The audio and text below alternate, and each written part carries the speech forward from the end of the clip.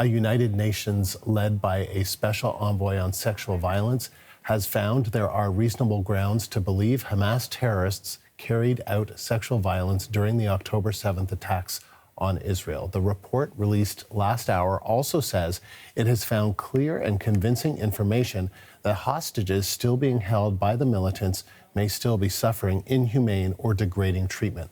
Last hour, I got reaction from Dr. Nadav Davidovich, who worked with the Physicians for Human Rights on reports of sexual violence committed by Hamas. And first of all, Dr. Davidovich, thank you for taking the time to talk to us. Appreciate this. Thank you for having me. It's really a very emotional day that finally all these crimes are acknowledged and taken into consideration by the UN in a much serious way that unfortunately was not the case for many months. And so just before we continue the conversation, I just want to warn our viewers that this is likely going to be a difficult conversation to have. But Dr. Davidovich, tell me a little bit about what you just said there. I mean, what are you saying? What does this report do in your opinion? So first of all, the report is a testimony of the horrible events that took place on October 7th. Things that, by the way, still probably continue, as we know from hostages that were released. We're talking about intentional crimes that were pre-planned in order to humiliate Israelis, women, men. These were not just things that happened, because of the heat of the war or something like that.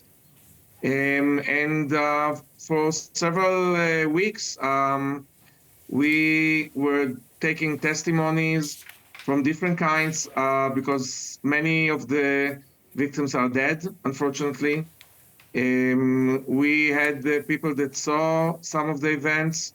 There were clips that were on Telegram, and it was a very hard situation to take all the information. There were hundreds of people involved.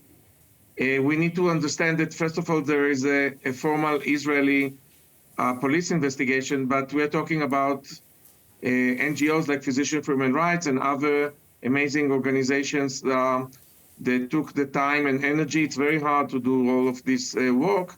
And of course, this is, first of all, in order to help those who survived, also the families. We're talking about collective trauma in Israel. We're using all of the information in order to adapt the medical system, the welfare system, to acknowledge what happened. And of course, also to went to the international community that at the beginning was very unhelpful, and things changed, I need to say. And things changed. And then how did things change? I think, like today, having the UN endorsing the report, we presented it also, again, together several NGOs. Physicians for Human Rights is just one of them. We went to different professional fora to present it. But finally, it's mainly for the families, it's mainly for the victims. Many of them will need to continue and have treatment for a trauma, and the support of the international community is extremely important here.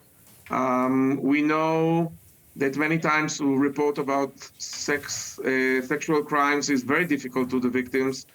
Here we're talking not just about one or two or three people, we're talking about many of them, and just to comprehend what happened is extremely important, again, for what is taking place now, but also for the future.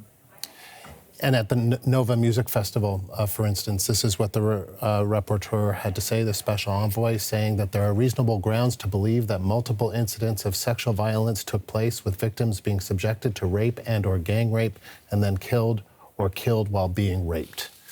And when you hear this language, what goes through your mind?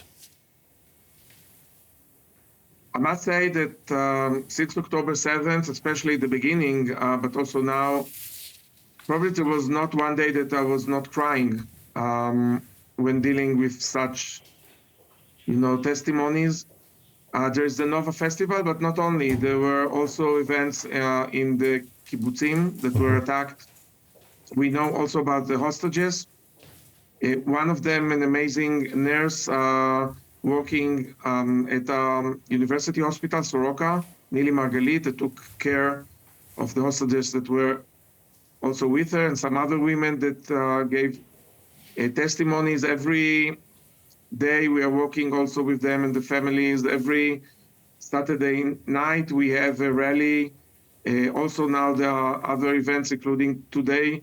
The hostages and hostages families that gave testimony in the parliament.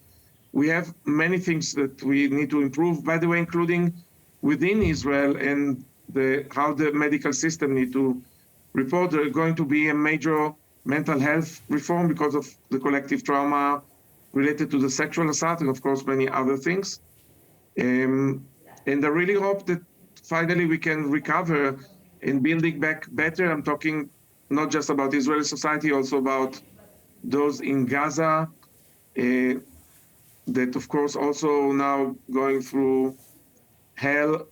But what happened on October 7th must be remembered and taken care by all the institutions, not just the mental health, but also in schools, in other places, municipalities that are involved, volunteers. We just finishing a report about treating and dealing with healing those who are suffering from secondary trauma, that were taking the testimonies and dealing with corpses. Also lots of evidence from there, unfortunately. So this is a major event that is going to reverberate for decades. And it needs lots of attention about the short-term and the long-term consequences.